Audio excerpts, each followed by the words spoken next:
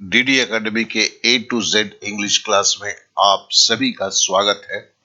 आज parts of speech का part 2 है। ये इंग्लिश का महा क्लास है। इसे हम एकदम बेसिक से शुरू कर रहे हैं और पढ़ाने की पद्धति कुछ प्रैक्टिकल रूप में करने की कोशिश कर रहे हैं, जिससे कि केवल चीजों को आप समझे नहीं, चीजों जो है ये सारी चीजें जो है आपके दिमाग में सही तरीके से बैठ जाए। तो चलिए क्लास शुरू करते हैं। आज जो हम पढ़ेंगे एडवर्ब के बारे में पहले पढ़ेंगे। एडवर्ब वो शब्द है जो वर्ब, एडजेक्टिव तथा बाद में प्रयुक्त अन्य एडवर्ब की विशेषता प्रकट करता है। तो देखो एडवर्ब क्या है? वर्ब की विशेषता प्रकट करता है। कभी एडजेक्टिव, एडजेक्टिव किसकी विशेषता प्रकट करता है? नाउन की। उसका विशेषता जो है एडवर्ब प्रकट करता है। और कभी एक एडवर्ब दूसरे एडवर्ब की विशेषता प्रकट करता है। An adverb is a word which modifies the meaning of a verb, an adjective, or another verb used in the sentence. जैसे for example, he went out happily. देखो he went out मतलब वो तो बाहर गया। कैसे गया? प्रसन्नता के साथ, खुशी खुशी गया। He went out happily. ये happily जो वर्ड है, this one is the adverb. Second word is he spoke loudly. वो जोर से बोला।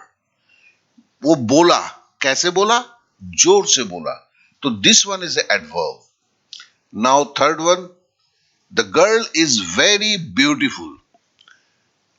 Look, beautiful is a adjective and very is a again. Very is a adverb. लड़की बहुत सुंदर है। दो यहां पर beautiful जो है, it works as a noun. Now the next, he went to Delhi yesterday. This yesterday again it's an adverb. वो दिल्ली गया। कब गया? तो वो जाने के संबंध में बता रहा है।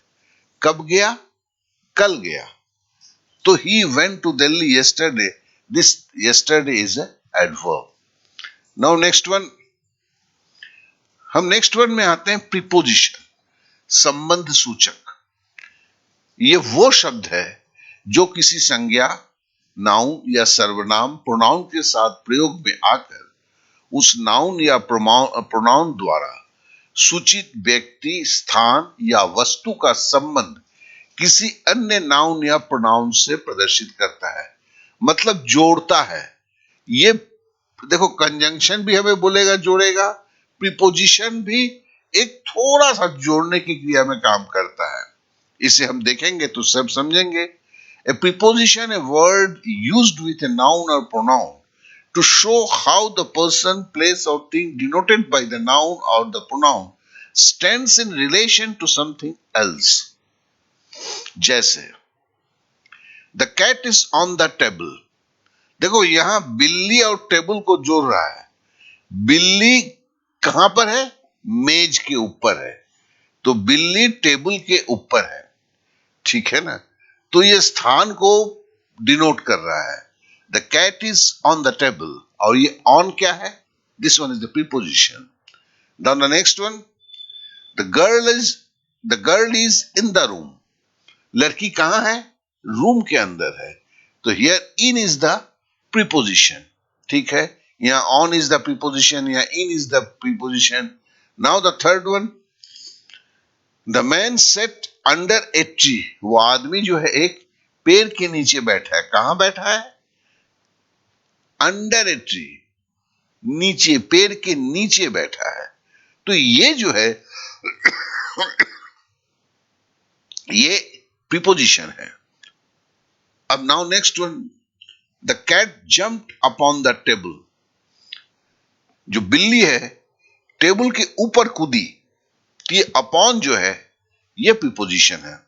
तो देखो ये एक्चुअली प्रीपोजिशन तो देख के ही समझ में आता है, लेकिन कुछ और भी बातें हैं जो आगे हम समझेंगे। कंजंक्शन, संयोजक, वो शब्द जो दो शब्द, वाक्यों या उपवाक्यों को जोड़ता है।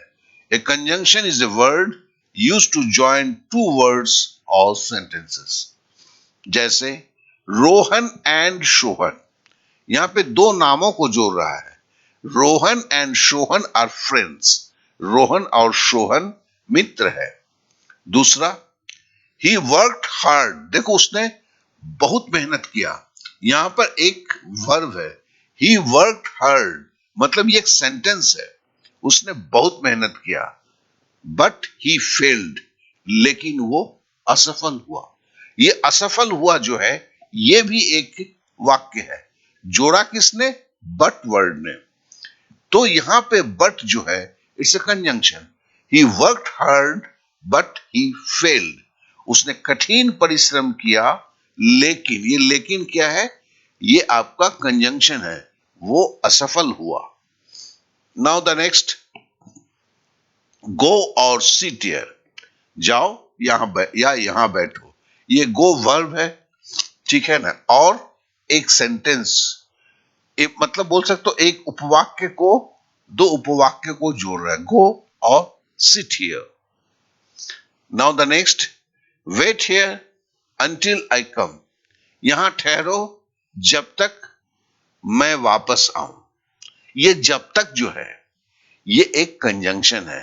तो मोटा मोटी आपको समझ में आ रहा होगा कि एग्जैक्टली कंजंक्शन होता क्या है. अब है कि जब वाक्य के अंदर में हम ढूंढते हैं, देखो वहीं से जो असल अर्थ शुरू होता है. कभी भी इन चीजों की डेफिनेशन से लगता है बड़ा सिंपल है, लेकिन इतना सिंपल होता नहीं है, क्योंकि एक साहित्य है, इसमें तरह तरह के जो है एक्सपेरिमेंट्स होते हैं. तो हम बहुत सारे वाक्यों को देखेंगे अभी, और उन वाक्यों को देख के, इन वाक्यों में शब्दों की स्थिति को देखते हुए वो कौन से पार्ट्स ऑफ स्पीच हैं, उसे पहचानने की कोशिश करेंगे. लेकिन इसके पहले जरा इंटरजेक्शन को समझ लेते हैं जो छूट गया है. यह विस्मय सूचक वो शब्द होता है जो अचानक हृदय से निकलने वाले भाव को प्रकट करता है, दिल से निकलता है. ऐसे हमारे भी मुंह से बहुत सारे शब्द निकलते हैं जो एक फीलिंग ऑफ हर्ट को बताता है, सडन फीलिंग ऑफ हर्ट. जैसे हुर्रा, आई हैव पास्ड, मतलब चिल्ला के बोलता है हुर्रा, मैंने पास कर गया.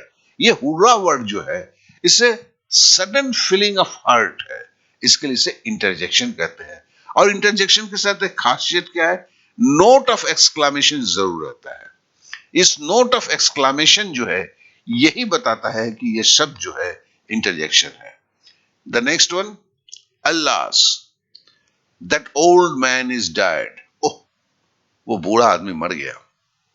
तो यहां पे ओह जो है, अलास, ये जो शब्द है, ये क्या है? एक दुख है, जो दिल से निकली हुई भावना है, और इसमें नोट ऑफ एक्सक्लामेशन हम यहां देख रहे हैं. तो चलिए अब जो है हम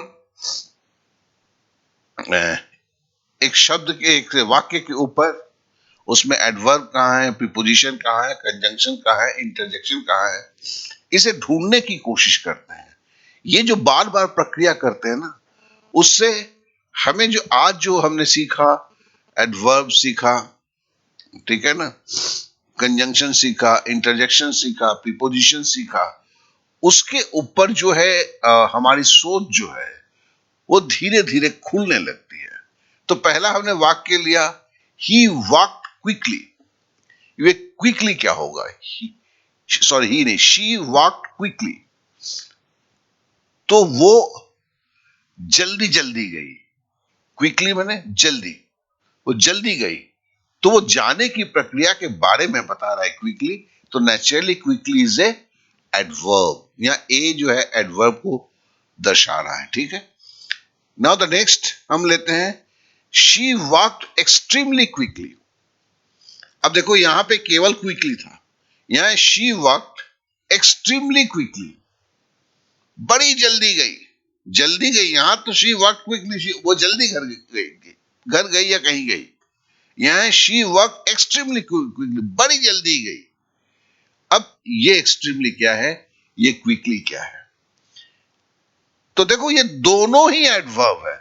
मतलब मैंने कभी एडवर्ब के डेफिनेशन में जब हुआ था, मैंने बोला था कि एडवर्ब वर्ब को क्वालिफाई करता है, और कभी कभी एक एडवर्ब दूसरे एडवर्ब को क्वालिफाई करता है। देखो, एक्सट्रीमली जो है वो क्विकली के बारे में बता रहा है, वो तो जल्दी गई, बहुत जल्दी गई, तो ये दोनों ही एडवर्ब है।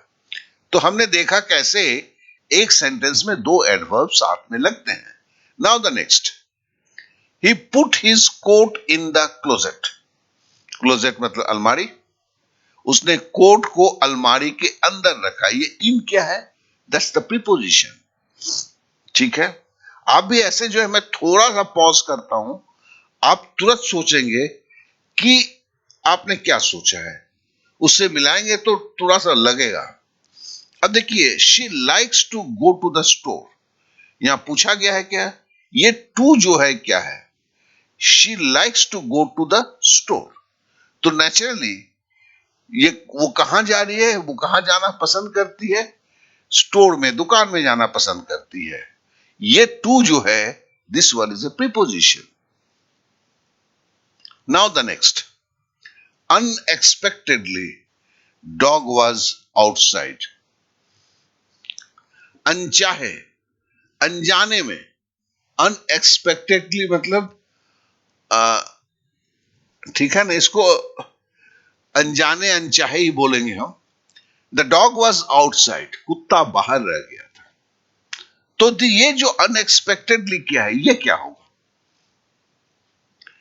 तो देखो, जब आपको एडवर्ब पढ़ाए जाते, हो सकते हैं बहुत सारे टीचर बोलते हैं जो एडवर्ब होता है बराबर वर्ब के बाद में आता है। ये गलत है। बहुतायत वक्त में आता है, लेकिन एडवर्ब वाक्य के कहीं पर भी रह सकता है। जैसे यहां अनएक्सपेक्टेडली जो है, ये वाक्य के बाहर में आया है, ये भी एडवर्ब है। And the dog was outside, कुत्ता कहां रह गया? बाहर रह गया है, तो दिस अगेन इट्स एडवर्ब। अब यहां पे फिर हमने एक वाक्य के अंदर में दो एडवर्ब देखा, जो एक वाक्य के शुरुआत में होता है, एक वाक्य के अंत में होता है। तो कहने का मतलब है कि एडवर्ब की पोजीशनिंग, आप कभी भी, जो लोग छोटे बोलते हैं ना, वो ट्रिक्स में सिखाते हैं कि क्रिया के बाद में, वर्ब के बाद में होगा एडवर्ब होगा। गलती से भी इन चीजों पे अमल नहीं करेंगे, क्योंकि ये सिखाता नहीं है, बल्कि जो ऐसे गलत चीजों को सिखाता है जो सीखने से न सीखना कहीं बराबर है। तो चलिए अब नेक्स्ट में चलते हैं। It was Sunny outside but not very warm. देखिए, यहां पर इट वॉज सनी आउटसाइड, ये आउटसाइड एडवर्ब है। जैसे लोग याद करते हैं, आउटसाइड एडवर्ब है। अब कहीं तो भाई ये एडजेक्टिव भी होता है अर्थ के हिसाब से, तो फिर क्या करोगे? तो इसके ग्रामर के नियम के साथ साथ इसके अर्थ को अगर नहीं समझेंगे, तो फिर आप कभी भी ग्रामर, इंग्लिश के ग्रामर को नहीं पढ़ सकते हैं, साहित्य को समझ सकते हैं। ग्रामर को समझने के लिए आपको अर्थ को भी समझना है और उसके साथ साथ नियम को जानना है। जैसे अभी मैं बोल रहा हूं, it is a bit dark at night, we could put an outside light dear. यहां पे आउटसाइड बोला कि एडजेक्टिव हो गया। क्यों भाई? अब जरा अर्थ को देखिए। बाहर अच्छी माने अंधेरा है, ठीक है। We could put an outside light. Outside light, एक बाहर लाइट लगाना चाहिए, बाहरी लाइट। ये लाइट क्या है? बत्ती है। कहां लगाना चाहिए? बाहरी लाइट, बाहर वाली लाइट लगानी चाहिए। मतलब ये बोलने का अर्थ भी क्या है? घर के अंदर की लाइट जो है वो अलग तरह की होती है, बाहर की लाइट जो है थोड़ी अलग होती है। तो घर के बाहर लाइट लगाना चाहिए। बाहर लाइट जो है, ये लाइट कैसी लगेगी उसके बारे में बता रहा है। तो ये एडजेक्टिव हो गया, ऐसा नहीं है। और एडजेक्टिव क्यों है? देखो, अब देखो दूसरी भी तरफ पहचान है। लाइट क्या है? नाउन है, एन लगा हुआ है, ठीक है ना, एक आर्टिकल लगा हुआ है। तो एक आर्टिकल और एक नाउन के बीच में जो होता है वो एडजेक्टिव ही होता है। तो दूसरी पहचानने के नियम क्या है? एक आर्टिकल है, जैसे ए एंड द आपने पढ़ा है, ठीक है ना? ये भी बेसिकली एक तरह का एडजेक्टिव ही है, डेफिनेट एडजेक्टिव। आउटसाइड लाइट, तो ये आउटसाइड क्या है? लाइट नाउन है, इसके आगे यहां पे एडजेक्टिव है, so it's a adjective. Now the next sentence लेते हैं। There is a weight limit of 750 gram for letters outside Europe, ठीक है ना? यहां पर देखिए, लेटर्स एक नाउन, यूरोप एक नाउन, इनके बीच में आप बोलेंगे कि नाउन के बीच में, अब तो एक तो नाउन है, नाउन के पहले, यस, नाउन के पहले भी जो है ये एडवर्ब फॉर्म में भी हो सकता है। तो अगर आप उसके किसी विशेष नियम को लेकर चलेंगे तो नहीं, अर्थ को पकड़ना होगा। बोला कि 750 ग्राम मैक्सिमम लिमिट है जो लेटर यूरोप के बाहर जाएगा। तो दिस आउटसाइड यूरोप, ये 750 ग्राम की वेट लिमिट को जो है बता रहा है, क्रिया को विशेषता बता रहा है 750 ग्राम। तो ये आउटसाइड जो है ये एडवर्ब है। तो चलिए अब जो है हम एक और भी लिखते हैं। शी एट पाई, यहां पाई का मतलब समोसा है, 7/22 नहीं है। However, she regretted it, लेकिन वो पछता रही थी।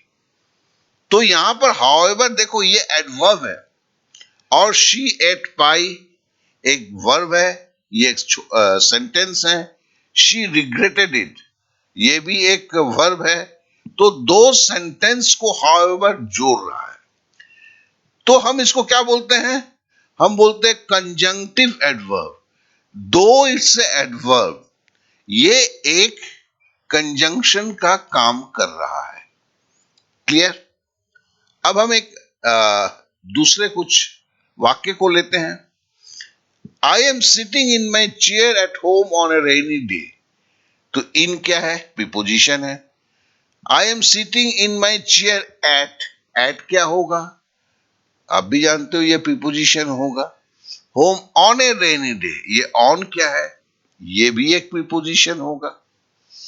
द सेम वे में हम नेक्स्ट लेते हैं। Look over the charts regularly but don't try to just memorise everything in them. ये लुक ओवर क्या है? ये देखो, ओवर पूछना हमें पता करना है, रेगुलरली पता करना है, बट पता करना है, जस्ट पता करना है, इन पता करना है। लुक ओवर तो मतलब ये क्या है? प्रीपोजिशन है। Over is a preposition. The charts regularly, ये क्या होता है? रेगुलरली क्या है? लुक देखने के बारे में, तुम्हें चार्ट को क्या है?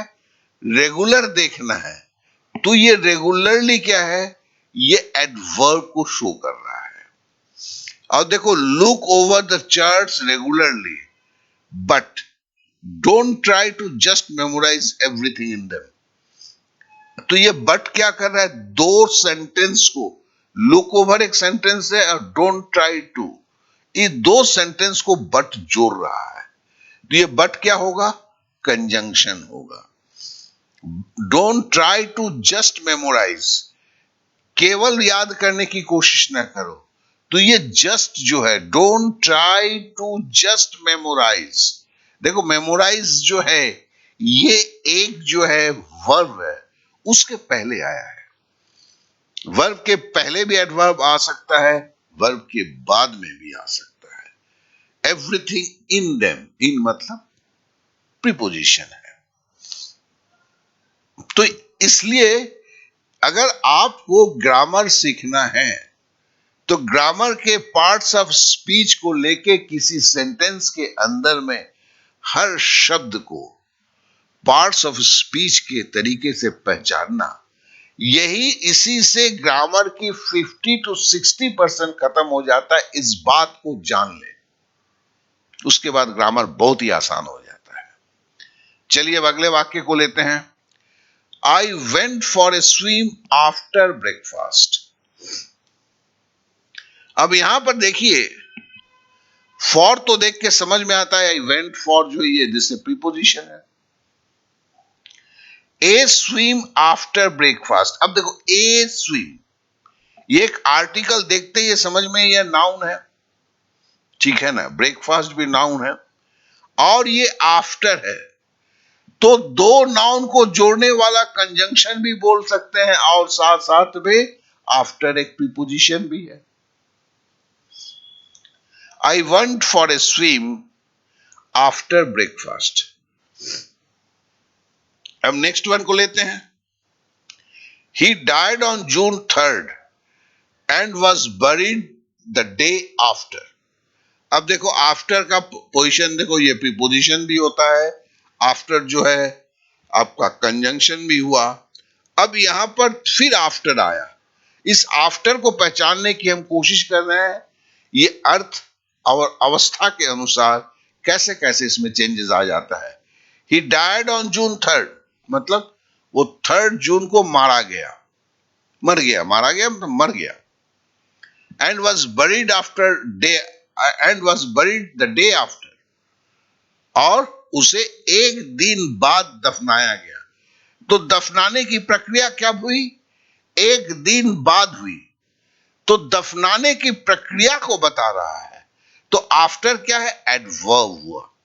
यहां ओ क्या है? प्रीपोजिशन है। एंड क्या है? एंड दो वाक्य को जोड़ रहा है, तो ये कंजंक्शन है। और यहां पर आफ्टर क्या है? ये आपका जो है एडवर्ब है, क्योंकि जैसे ही वेंट यस्टरडे, तो यहां पे यस्टरडे क्या होगा? पहले में ये एडवर्ब है, वो कब गया? कल गया। कब दफनाया गया? एक दिन बाद दफनाया गया। तो यहां पर जो अर्थ है वो बताता है कि दफनाने की प्रक्रिया के विशेषता को बता रहा है, इसलिए ये जो है एडवर्ब है। चलिए आगे बढ़ते हैं।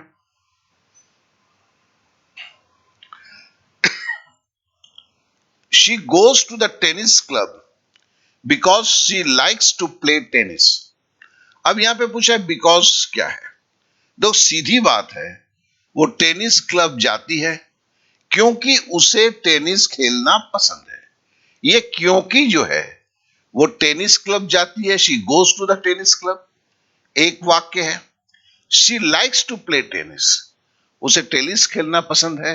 इन दोनों वाक्य को चूंकि जोड़ रहा है, naturally it is a conjunction. उस तरह से दूसरा एक सेंटेंस लेते हैं।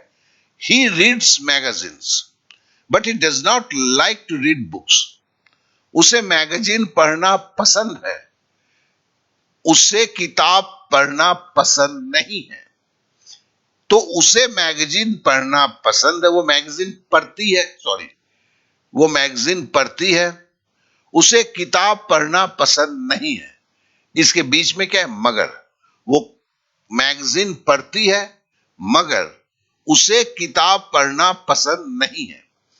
तो ये मगर जो है, परंतु जो है, ये दो वाक्यों को जोड़ रहा है। क्या है? वो मैगजीन पढ़ती है, ये एक वाक्य हुआ। दूसरा, उसे किताब पढ़ना पसंद नहीं है। इन दो वाक्यों को जो चूंकि जोड़ रहा है, ये भी आपका कंजंक्शन हुआ। तीसरा इसी तरह, वह, who cares what they think anyway. ये देखो नोट ऑफ इंट्रोगेशन है, तो मतलब ये सेंटेंस वह क्या है? ये एक इंटरजेक्शन है। हु केयर्स व्हाट, ये क्या है? केयर्स के बाद जो है, केयर्स को के बारे में बता रहा है। तो यहां पर व्हाट, ऐसे तो व्हाट एडजेक्टिव होता है, यहां पर ये फॉर्म जो है कंजंक्शन के ऊपर है। हु केयर्स और दे थिंक एनीवे, ये दो वाक्यों को जोड़ रहा है, इसलिए ये कंजंक्शन फॉर्म में होता है। चलिए आगे बढ़ते हैं। अभी जो है हम रिवीजन करेंगे। हम कल भी पढ़े हुए थे, पार्ट्स ऑफ स्पीच के पार्ट 1 पढ़े हुए थे। हमने वहां पढ़ा था, नाउन पढ़ा था, प्रोनाउन पढ़ा था, ठीक है ना। तो उन वर्ब को पढ़ा हुआ था, तो उन चीजों से एडजेक्टिव को पढ़ा था। तो उन चारों से और आज जो चार पढ़े, एक सेंटेंस के अंदर उन्हें पहचानने की कोशिश करेंगे। सेंटेंस को थोड़ी लंबी सेंटेंस लेंगे। तो देखते हैं क्या लिखा हुआ है। Gabby always wanted to go to the zoo and now she had her chance. तो यहां पर हमने 12 लिए हुए हैं, ठीक है ना। अब ये टू को भी ले ही लेना चाहिए था, डी को भी ले ही लेना चाहिए था, चलो कोई बात नहीं है, सब ऐसे ही बोल देंगे। Gabby always wanted to, Gabby क्या नाम है, तो naturally Gabby will be the noun, ठीक है। दूसरा ऑलवेज, देखो वांटेड के पहले आया हुआ है ऑलवेज, लेकिन ये वांटेड के बारे में बता रहा है, चाहती है, बराबर चाहती है, हर वक्त चाहती है। तो ये हर वक्त, बराबर, ऑलवेज, ये क्या, इससे एडवर्ब फॉर्म में है।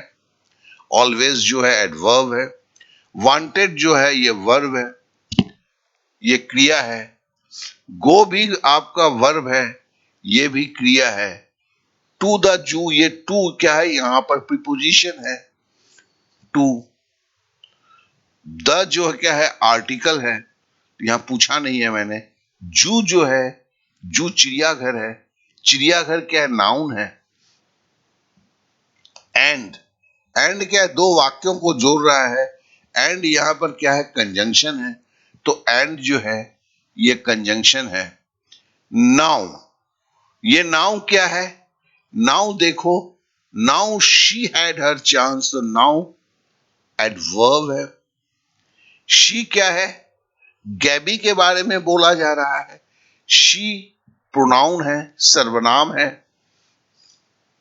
हेड क्या है, ये ऑक्सिलरी वर्ब है। फिर हर, हर क्या, ये भी गैबी के बारे में बोला जा रहा है, तो ये भी प्रोनाउन है। चांस, चांस क्या है, ये एक संज्ञा है, चांस इज ए नाउन।